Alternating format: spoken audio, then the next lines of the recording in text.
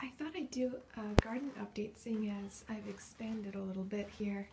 But first perhaps I'll show the seeds that I've currently sown and plan on sowing. This is a whole lot of them. These here I got from Praxis 557125, I think that's the number. He sent me Tokyo green onion, little gem lettuce, cubanello sweet pepper, tender sweet carrot, and beefsteak tomato. Thus far I've only grown the pepper and the tomato, and they are right here. These are the peppers, cubanello sweet peppers, adjacent to some garlic, and Jerry's feather. And here we have another one of the peppers. I'm growing this one for my boyfriend Tom so that he can get a quick start. And the beefsteak tomato is back there, right here in the little black pot. I've cut it back slightly. Can't really tell one tomato from the other. I have three varieties in here. One is the heirloom black crim tomato, which is this one right here. I didn't know the name of it because I had grown these from the tomatoes in my refrigerator that my mother likes so much. But apparently that's what they are. And in the middle there is the cherry tomato. I've cut it back so many times now I can't even count. Let's see, what else do we have here? These I haven't planted yet. They're sort of tangy, not tangy, they taste like, oh my goodness, I keep forgetting the names. Rzodkiewski in Polish, but I don't know in English. It's a kind of a spicy flavor. I haven't grown these either, these California poppies or this, but the hollyhock I've started. The hollyhocks you can see all the way on the bottom here. These are baby hollyhocks growing. These as well. They're perennials and they come back year after year and they have lovely flowering spikes that are very colorful. Here's another hollyhock. Next to some snapdragon. Actually, I adore snapdragon. It's not a perennial, but their flowers are very cold tolerant, so they'll last right up until your first frost and even actually a little bit after. These little guys here, I was looking at the name because I couldn't quite remember. This is Linaria. It's an annual that likes a little bit of shade apparently, and they just have such beautiful colors. I was looking online. They're just such a beautiful flower, so I grew a lot of them. This is just a sample, but this whole tray is Linelia, so that should be interesting.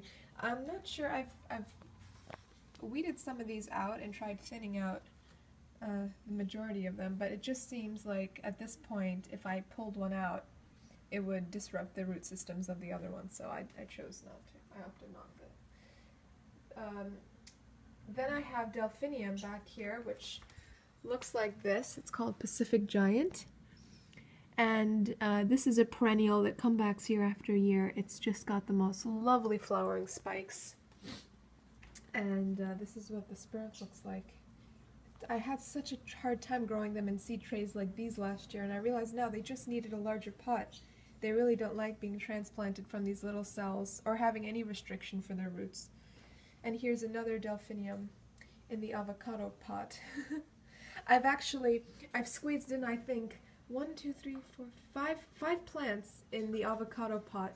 I just figured that it was a waste of space to just leave it for the avocado, although it's doing stupendously as always. I think that's the adjective I always use to describe this avocado because it's just so amazing. I mean, this thing is so sturdy, and the aphids try attacking it, but I don't know if they can get through these leathery thick leaves. It's just such a healthy plant. It's one of those positive ones that you can't ever feel worried about, which is nice. It's the only steady one. This back here, behind the avocado leaf here, is the blue shrimp flower, this one right here.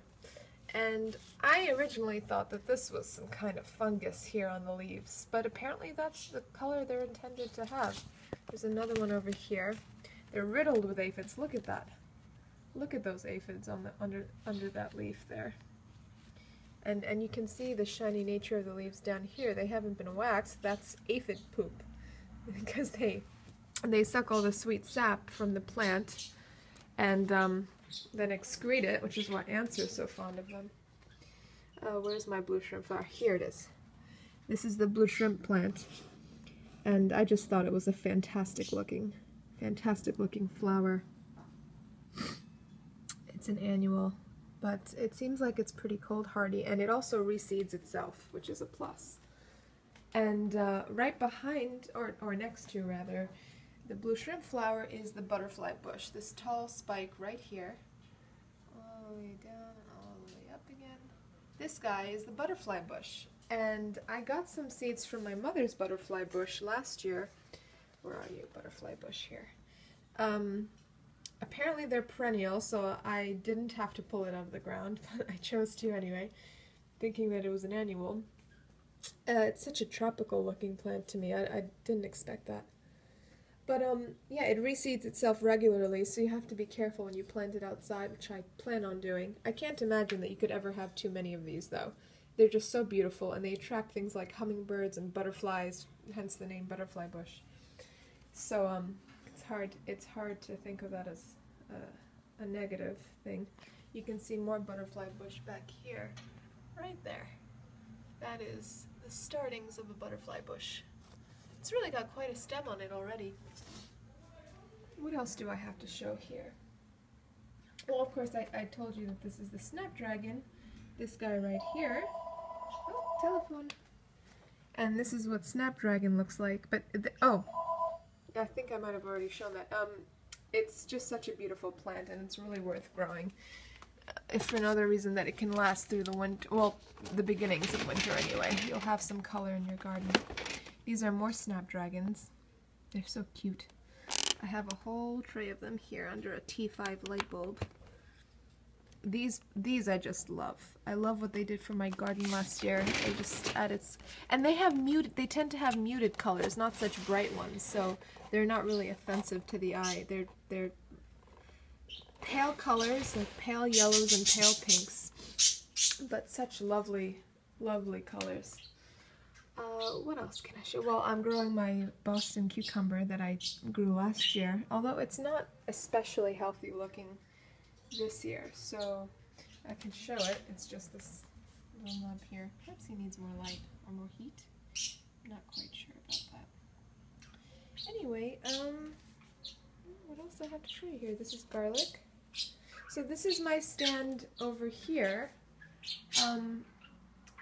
but I've expanded, as I've said, so here's little Jerry. I have these plants in the windowsill. These are my pepper plants that I originally had under grow lights, and this is in the other one. As I said, it's a surprise that they survived at all. And I actually got a packet of seeds from the bank, from Citibank of all things. I don't remember what these are. What did my mom call them? Something, or something with luminescence or light, some synonym for light. I don't know what it was. But they're pretty pink flowers, annuals, and they tolerate heat really well, so in the heat of summer they're going to be producing the most. And back here, this is my dwarf quincy, Japanese dwarf quincy plant. So bush, rather, or I don't know what to call it. It's like a fruiting tree almost.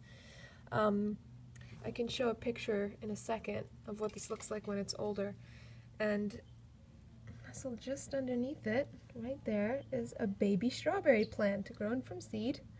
I had to cold stratify these guys, and that was an ordeal. I had a bunch of seeds and only 2 sprouted, so these guys are precious to me. I also have some fungus growing here, apparently.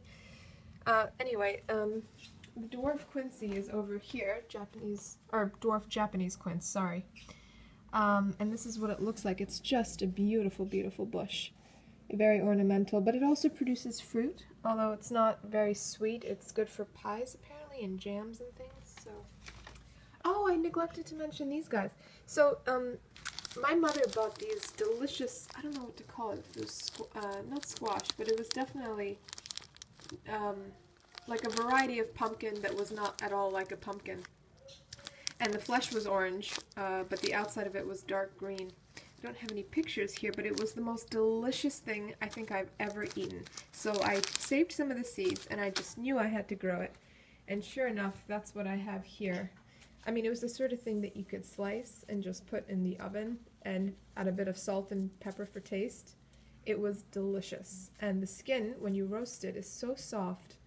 I really don't know what to even call this variety, but I'm so happy that I'm growing it. And, you know, I have enough land upstate that I can let these things sprawl out a bit, so. Right, and I also am growing moonflower and morning glories that I saved seeds from last time, last year. I was going to say semester, that's not correct. And I'm also growing the M.I. Gardener's Dill's Atlantic Giant pumpkin, just for fun. And I'm so pleased that that's sprouted, and sunflowers as well. So I'll show that in my gardening edition here. So this is my sink. This is not normal. People should not be doing this, but this has turned into a fine obsession. So, I mean, look at this, is crazy. I used to have things down here, and now it's turned into a little grow room. But it's really quite handy, actually. If you close this, the light is staying in there, and the reflective mylar is just bouncing that light in every direction, and those plants are getting a hefty dose of that. It does get a little warm, so I'm only putting plants that love heat in here. This is the moonflower that just sprouted. I made these trellises myself. And little morning glories popping out around them. So I hope that in the next 2 or 3 weeks that they wind themselves up, this trellis. Yeah, I think that might look pretty. And back here I have those tall sunflower seeds. They grow to about 10 feet tall. They're the mammoth variety. So, and more morning glory. And here, this is the Dill's Atlantic Giant pumpkin. This is what a giant pumpkin looks like when it's just a little baby, just a little sprout. And there's 2 of them sprouting in here, so I have to transplant them, I think, today. This is really... Oh, there's a 3rd one sprouting. Look at that. Do you see that? Oh my god, that's amazing. The first one that I put in the soil rotted off for some reason. I was really concerned that maybe the seeds were bad. But, no, apparently they're just fine. And these are more snapdragons because you can never have enough of those. They're just such a lovely plant to grow. And the only thing that has not sprouted yet is my watermelon in the back container there. So I'm eagerly anticipating that. So that's the whole lot. I've gone a little bit insane with this. My mother thinks that I have a problem, but I assure her that it isn't one, because this is all functional, right? And this is the mammoth sunflower, the mammoth Russian variety. 10 feet tall, that should be interesting. And she also wants me to grow this darker, sort of burgundy variety of sunflower. Although they're pollenless, so I'd imagine you don't get seeds and you can't feed the birds with it. Although I'm not sure. Anyway, and this is the watermelon that hasn't yet sprouted. So, yeah, that's the whole lot. And they're doing really well. They've survived the winter, and hopefully we have spring weather. It's about 50 degrees outside, so we're getting there. And soon I anticipate planting these guys. What do you think, Jerry? Think we're going to plant these guys soon? Yeah. Are you anticipating spring? These 2 actually have become quite a pair. They're in love, and it's strange because this is the boy and he's not quite large enough to be with this one, who's a little aggressive as well. But they sing to each other and touch beaks and all sorts of things, and I'm sort of scared as a parent. What are you eating there? What are you eating there? Give that to me. Give that to me. Give that to me. I know what that is. Give that to me. Jerry. Jerry. Jerry, give that to me. He took one of the ball... Jerry, that's not funny. Sweetie. You can't eat that. You can't eat that, Jerry. Don't bite me. You can't eat that. Look at me. Jerry, you can't eat that. That's bad. He takes some of the balls from the plants here. You can't eat that, Jerry. Alright, I hope everyone else is having a happy spring, And here's to hoping that we all plant pretty soon, 'cause I'm gonna go crazy here. Bye.